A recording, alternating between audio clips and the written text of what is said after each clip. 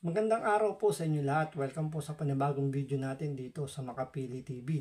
Ngayon ito pag-usapan po natin itong breaking news na statement ni Pastor Apollo Kibuloy kung saan tinukoy niya kung sino yung mga nasa likod ng mga paninira or pagbabatikos sa kanya, yung pagsasangkot sa kanya dun sa sinasabing mga armas or yung pag-renew ng kanyang trangkisa ng SMNI. So panoorin po natin ito.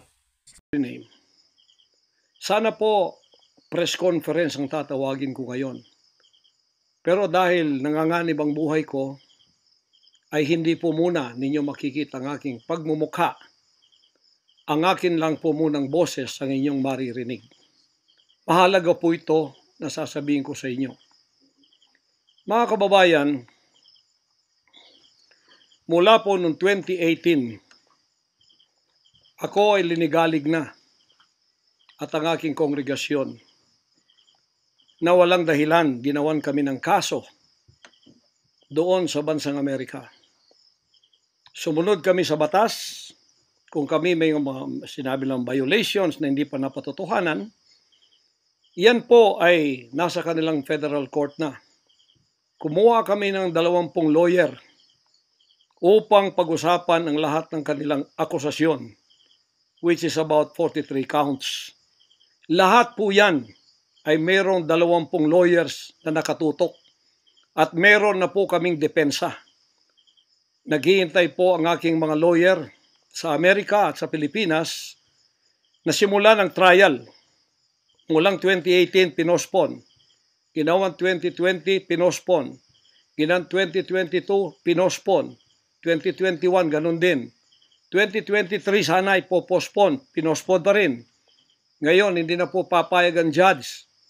November 5, 2024, talaga pong itutuloy na. Ngayon, ako naman nandito sapagkat indicted din ako. Sealed indictment pa nga ng 3 taon, hindi ko alam ako indicted ako. So anytime pupunta ako doon, pupusasan na ako, hindi ko alam. Pero salamat naman sa Panginoon Diyos sapagkat hindi na ako pumalik doon at hindi nangyari yon. So dahil kasama ako sa kaso ng aking mga workers na mga 9 o 8 kami lahat, ako yung number 1 na principal. Okay lang. Sapagkat ako naman ang leader ng kingdom at ako talagang target nila.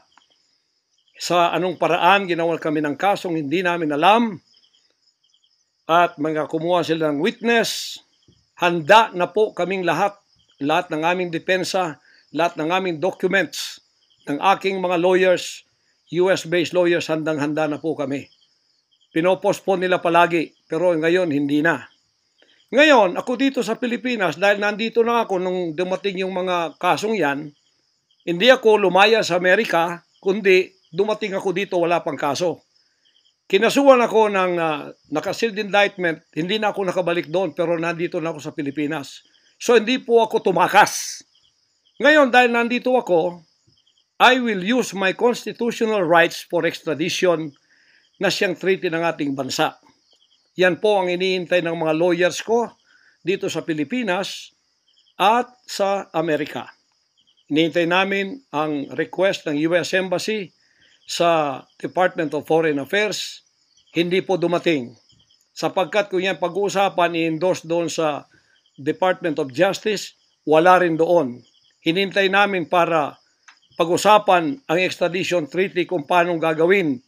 Handa din po ako sa kasong yan kung ako'y ma-extradite pagkatapos mapag-usapan at nakadaan na kami ng Court of Appeals, Court of First Instance at Supreme Court.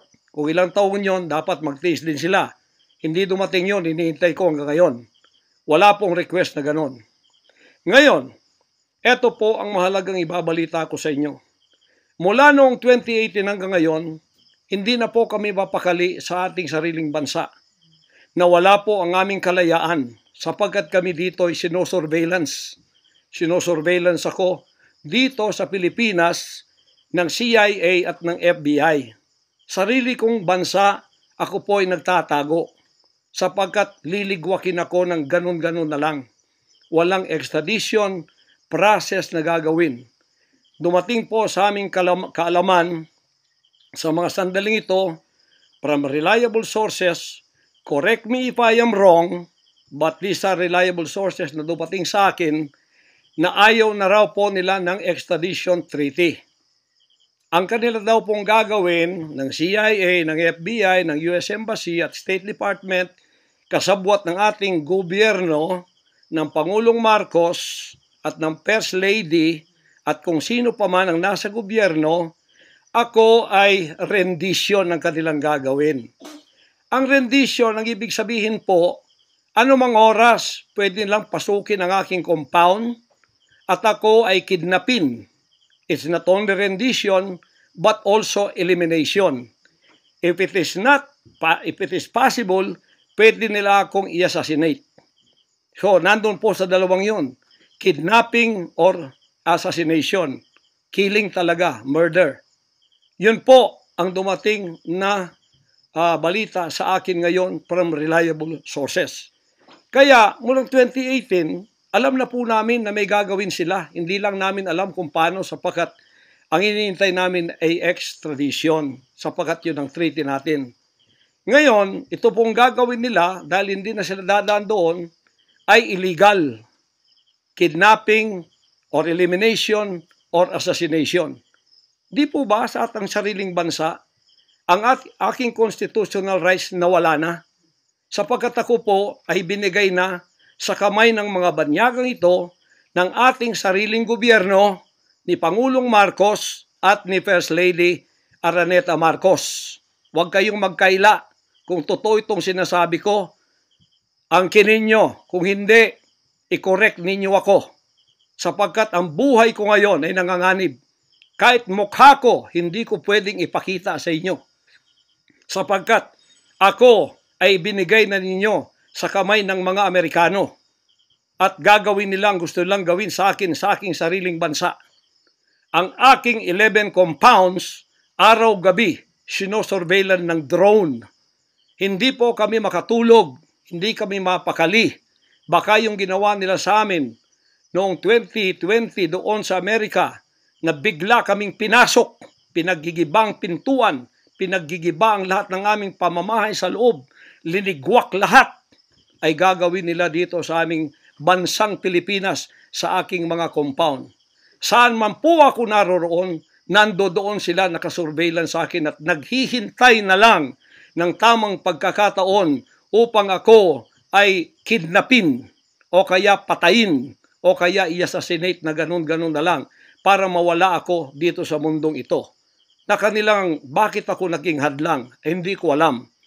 Hindi lang po yun mga kababayan, kundi ang aking leaders lahat kasama na sa elimination. Ito pong aking Board of Administrators, senior leaders, lahat po sila ay pwede na rin nilang patayin lahat. At pagkatapos hindi namin alam kung anong plano nila sa buong properties namin sa Kingdom Nation. Kahit bakit ganito sila kagalit at bakit ganito ang kanilang treatment sa akin na isang appointed son. Ang ministry ko po ay evangelizing the whole world with the Word of God. Hindi ko naman kasalanan ako'y maging kaibigan ng politikong tulad ni Pangulong Duterte, Vice President Sara. Taga Davao po kaming lahat. Lumaki kami lahat dito. Alam ko po ang aking mga kaibigan, sila. Lumaki kami, mayor namin yan, prosecutor pa, naging congressman, naging president. Yan po ang aking pakikipag-ugnayan for nation building. Wala akong ibang interest sa bansang ito, kundi ang pagunlad. Ngayon, ako po ay inuusig. Ako po ay ginigipit. At ako po ay sinasaktan sa lahat ng paraan ng mga false accusation, false allegations na ayaw naman nilang pumunta sa korte. At pagkatapos, ayaw din nilang paharap itong mga false accusers na pinaggagawa nila to destroy my reputation para idamay sila Duterte family doon sa kapupuntahan ng mga investigasyong walang kakwenta-kwenta. Hinamon ko na kayo, punta kayo sa korte. Ayaw ninyo, ikaw, Risa Hontiveros, ikaw, kayong tatlo dyan na nasa kongresong puro leftist. Hinahamon ko kayo, sabi ko, pumunta kayo sa korte sapagkat ang SMNI, walang kasalanan, ginurgur ninyo sapagkat idinadawit ninyo kami sa politika. Nalis ninyo ang aming malayang pagpapahayag, ang aming press freedom, pati ang liberty ko na, ang aking freedom, ang aking constitutional rights, wala na po. Palagi kaming nagtatago. Palagi kaming lumilingon sa likod namin sapagkat tinahabol kami. Nakapalibot sa amin ng mga CIA, alam namin yon. FBI nandyan din. Pinag-usapan na ito dyan sa State Department. At ang reliable sources dumating sa akin. Ang ulo ko po ngayon, may patong na $2 million or 100 million pesos ang ipinatong sa ulo ko. Baka yan ay madagdagan pa kung may maunang makapatay sa akin. Ano ang nangyayari sa bansa natin? Ngayon, mga kababayan, ay meron pa pong gagawin daw sila sapagkat meron na daw silang search warrant. Pagkatapos daw, isi-search ang aming lahat ng compound. At hindi daw kami papayagan na merong witness na sasama. At ang balita namin, kung ito'y totoo, sa reliable source ay nagsasabi na paplantingan daw kami ng bomba, guns, and drugs sa aming mga compound. Yan po ay aming babantayan. Sinabi ko na po muna sa inyo dito sa live na to, para kung mangyari man ang mangyayari, sapagkat wala po kaming ganon, ay sila po may kagagawan nun. Ganito ka-evil ang kanila pong mga pag-iisip sa ngayon, masyadong desperado. Aywan ko kung bakit. Kung kayo nasa katotohanan, nasa kapangyarihan, bakit kayo natatakot? At huwag ninyong pasamahin ang aming mga abogado para sumama sa inyo sa pagsisearch. Kaduda-duda na yon. Hindi po pwede yun. Ano tayo? Bansang Hapon ng panahon ng giyera? Ano to? Panahon ni Hitler? Na wala kaming pwedeng lawyer na sumama sa inyo? Kayo-kayo lang? Pagkatapos, pwede nyo kaming barilin pagka kami nakikipag-usap na kailangang may witness para kamerahan namin ang ginagawa ninyo na wala kayong lusot kung meron kayong gagawin na kabulastugan. At pagkatapos, ipapatong ninyo sa amin. Pagka ito'y totoo, we will resist you. Hindi kami violent, pero hindi kami papayag na wala kaming mga witness na sasama sa inyo. Lawyer at saka barangay captain ang hinihingi namin na magiging witness sa lahat ng search na gagawin ninyo sa lahat ng aming pamamahay, kwarto o kung ano. At may lawyer kaming titingin muna sa inyong dokumento kung ano ang isi-search nyo. Kung anong bahay, kung anong compound, kung ano lang ang dapat nyong gawin, at ilang oras. Hindi to open-ended eh. Kailangan meron, sisisi namin ng judge na gumawa ng search warrant na ito pagka hindi ninyo nirespect ang aming constitutional rights. Huwag ninyong tapakan ang aming rights. Hindi din namin tatapakan ng rights ninyo bilang kayo ay nasa batas. Igagalang namin yon. Pero igalang din ninyo kami kasi meron kaming mga narinig na ginawan ninyo ng mga ebidensyang peke. Tinamnan ninyo pagkatapos ipapatong ang kaso sa amin. Religious community po ito. This is a spiritual community. Once tumapak kayo dyan, sapagkat kayong nagdadala ng batas, respetuhin ninyo. You are on holy ground. Yan po ay mahal na mahal naming banal na dako. Huwag ninyong lapastanganin. Pero hindi namin kayo pipigilan kapag may search warrant kayo. Pero hindi kami papayag na hindi kami makakasama ng kasama namin, hindi makikialam sa inyo. Titingin lang sa lahat ng gagawin ninyo. Kasi hindi na kami kumpiyansa sa gobyernong ito. Gagawa sila ng paraan para kami ay bigyan ng kasalanan. Yan po, babantayan natin yan. Pag hindi sila pumayag, then siguradong magpa-planting sila ng evidence. Pag pumayag sila, then fair ang laban. Hindi namin sila pakikialaman, titingin lang ang aming mga witness na mga lawyer at saka barangay captain. At kung sino man ang mga witness na nandoon mula sa aming side, kasi nandoon sila. Hindi na pwedeng gawin wantonly ang kanilang gagawin doon sa aming mga compound na wala kaming witness, because they can do anything to implicate us, to plant false evidences and charges against us. Ganon ang aming mga paningin dito. Kaya wag ninyo kaming pigilan para pantay ang laban natin, kasi nakikita namin na ang pamamahalang ito ay hindi na po matuwid. Biro ninyo, ginikipit kaming ganito, wala namang kaming ginagawa sa bansang ito. Sinabi ko na muli, hindi kami nagdidil ng drugs, hindi kami violenting tao, hindi kami terorista, mangangaral kami ng mga salita ng Diyos. In fact, dito sa aming compound sa Tamayong, kami ang nakapagbigay ng peace sa mga kababayan nating sinisila ng CPP and PNDF, tinatakot at pinapatay. Ngayon, wala na sila, may peace na kami. Eto namang gobyerno natin, eto ang ginagawa nila sa amin. Biro ninyo mga compound na religious ng Kingdom of Jesus Christ, ginaganito nila. Pero yung pagnanakaw nila sa gobyerno, wala silang sabi. Tiklop bibig. Hindi sinisearch ang mga bahay na pinagbibili nila. Nagamit ang pera ng gobyerno. Anong klase kayo? Sige, gawin ninyo ang gusto nyong gawin sa amin. Pero kami tatayo sa aming constitutional rights. Whatever happens. Tatayo ako sa kalayaan ko sa bansang ito na pinakamatyan ng aking mga national heroes. Yan mga kababayan, bantayan po natin. Hindi po ako magpaparesto sapagkat ako po ay siguradong papatayin.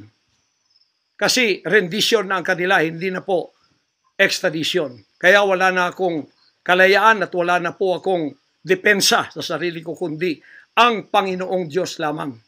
Kung paano itinago ng Diyos si Elijah sa evil woman na si Jezebel, nang nagpakain sa kanya ay mga ibon na lang.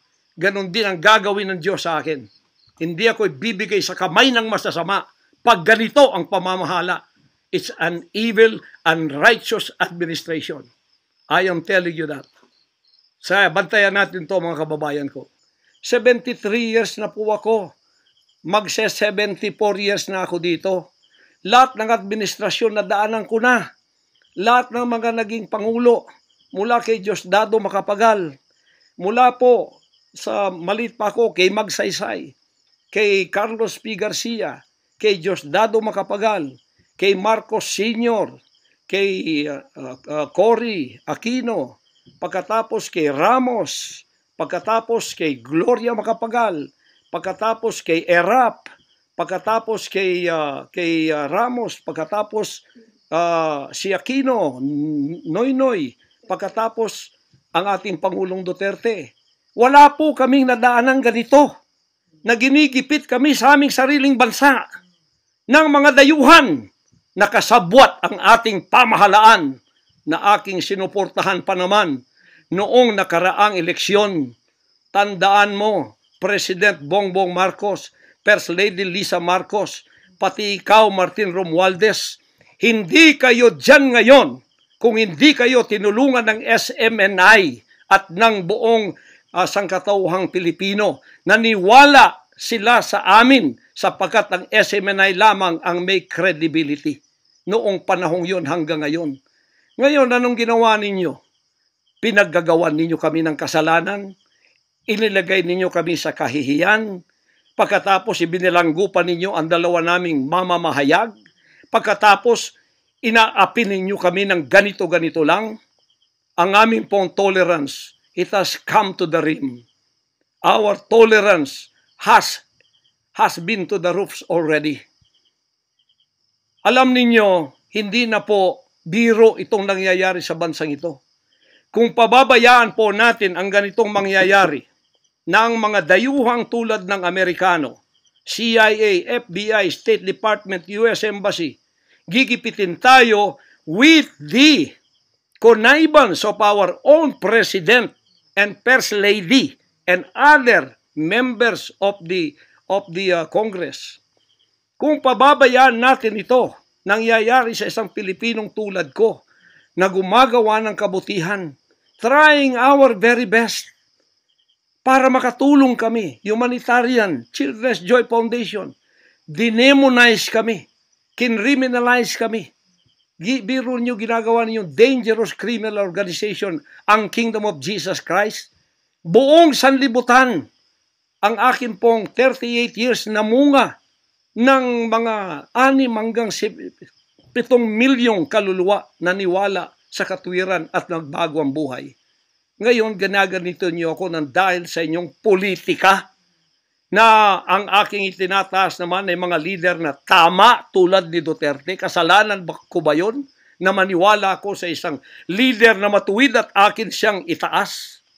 Pagkatapos ganito kayo kadesperado para ako'y patayin at ang lahat ng aking mga senior leaders papatayin din hanggang yung mga leaders na pwede pang pagkatiwalaan papatayin ninyo. And then you take over all of our properties and compound.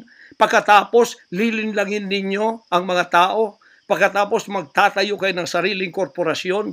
I-incorporate ninyo doon ang lahat ng properties na pinaghirapan, blood, sweat, and tears ng aking mga members all over the world. Tapos, biglang-bigla, ililipat ninyo doon sa inyong bagong korporasyon. At pagkatapos, itataas ninyo ang kamay ng isang tao tulad ni Bandari at sasabihin niyo, ito ang leader ninyo ngayon. Ano ang Kingdom of Jesus Christ? Political government? Hindi po ganon. Mangyari ng mangyayari. Hindi po papayagan ng Panginoon Diyos ang mga bagay na itong nangyayari sa ating bansa sa mga sandaling ito. Kung ako, mabuting tao, kung ako nangangaral ng katuwiran, kung ako tumutulong ng kusang loob at hindi nagpapautang loob kanino man, ginaganito ako. Sino pa kaya kayo, mga kababayan ko? Bumukas na po ang mata natin. Magkaisa na tayo at alisin ang evil administration na ito na siyang ginagamit ng masamang espiritu upang ang kadiliman ay bumalot sa buong bansang Pilipinas. Alam ko, mahal ninyo ang Pilipinas, mga Pilipino. Naghihintay lang tayo ng tamang pagkakataon. Meron pa bang ibang pagkakataon? Tingnan niyo nangyayari sa Kongreso. Tingnan ninyong korupsyon. Tingnan ninyong droga. Mismong ating presidente, mismong kanyang pamilya, inakusahang druggists, inakusahang mga drug addicts. Wala tayong ginagawa. Mismong Pangulong Duterte na nagsabi niyan. Mismong naririnig natin araw-araw, durugista siya. Pagkatapos, kami pa ngayon ang inaapi-api sa aming paglilingkod.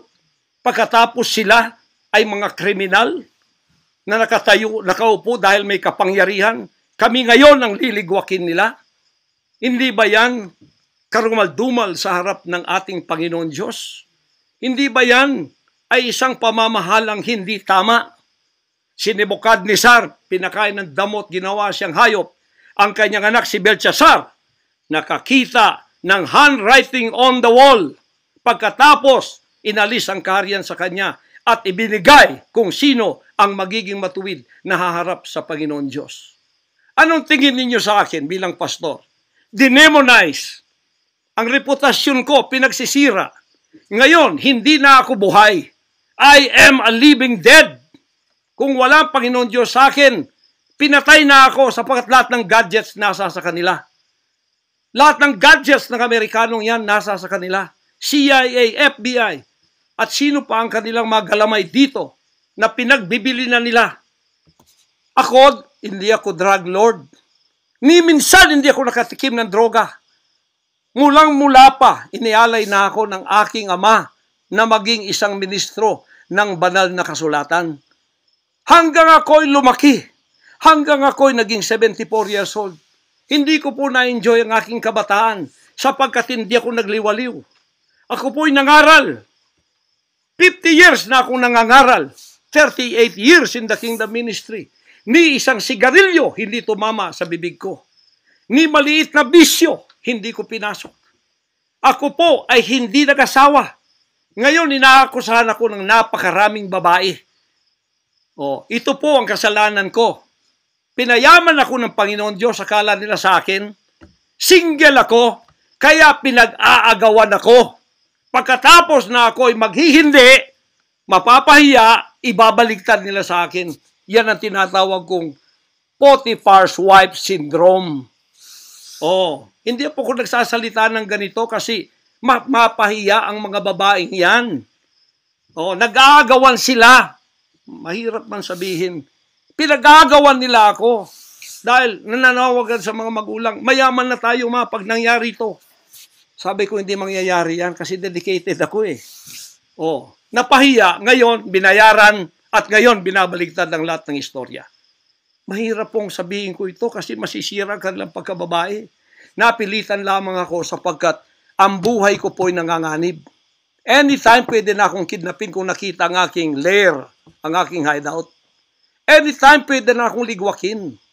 Ang aking mga BOA leaders, hindi na po natutulog sa compound.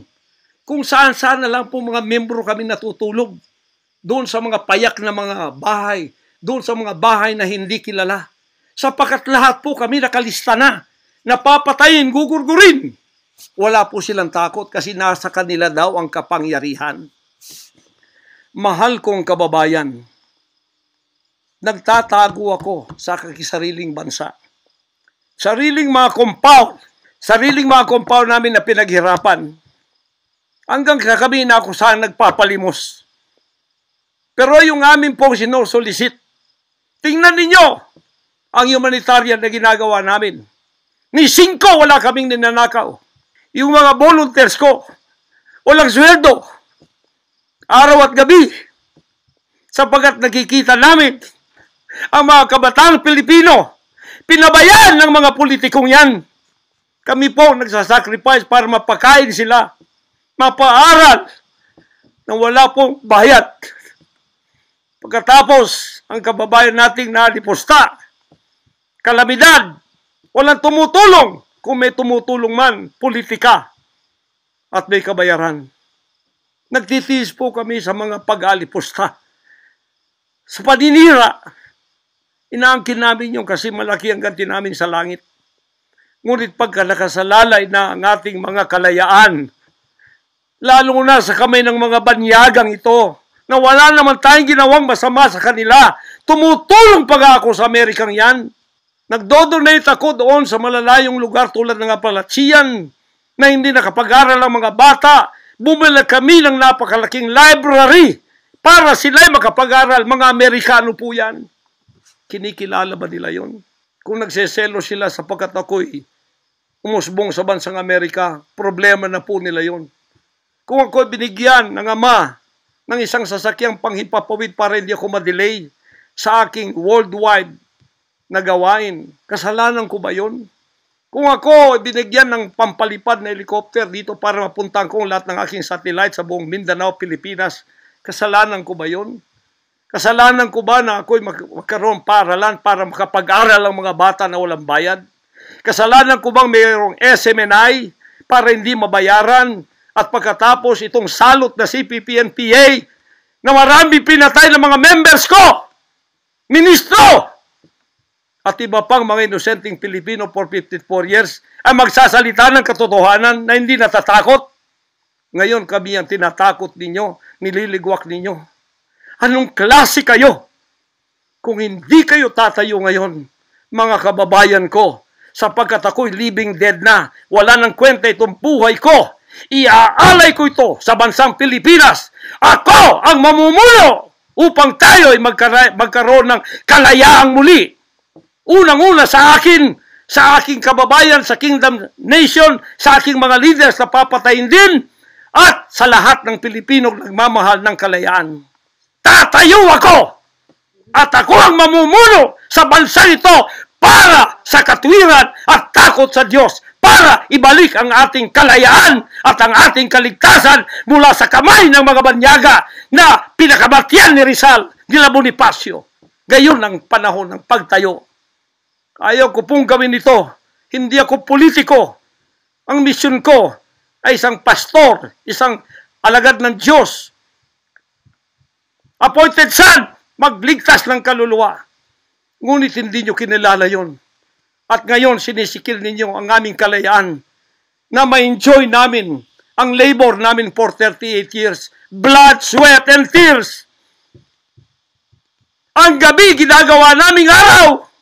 Hindi kami nagmolestiyan ng ibang tao. Lumago ang bansang Korean.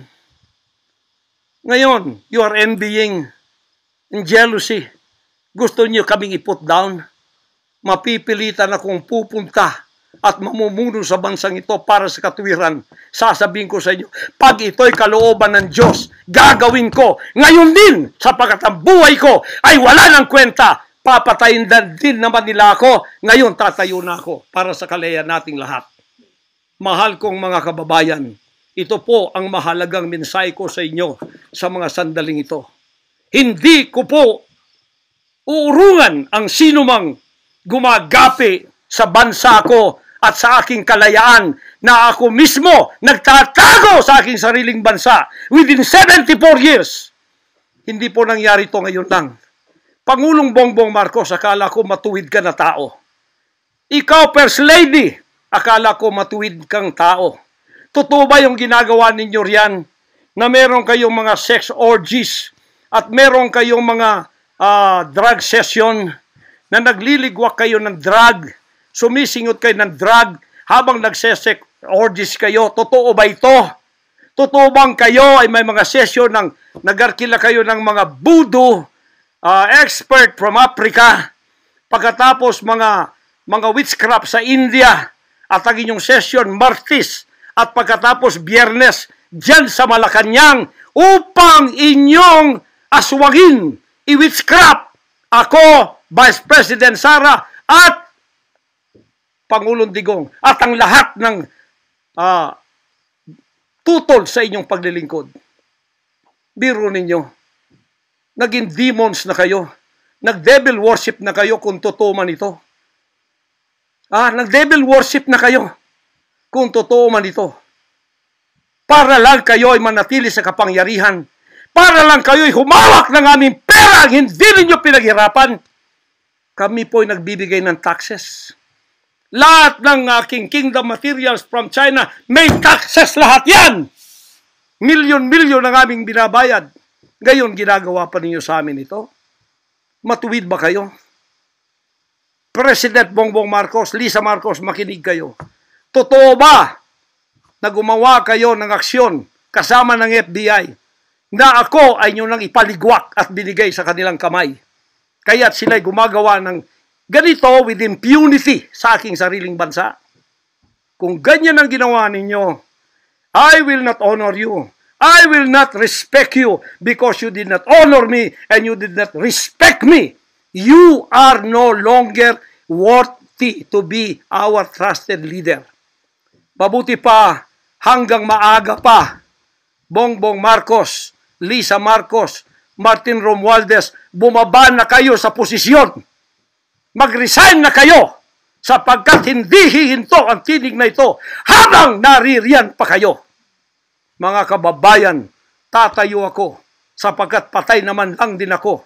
Tatayo ako hanggang buhay pa, hanggang may hininga pa ako para sa natitirang buhay ko ay magkaroon naman tayo ng boses at magkaroon ng kahit munting kalayaan na lang mula sa mga banyaga na kasabwat ang mga makapiling Pilipinong ito na itinayo natin sa kapangyarihan.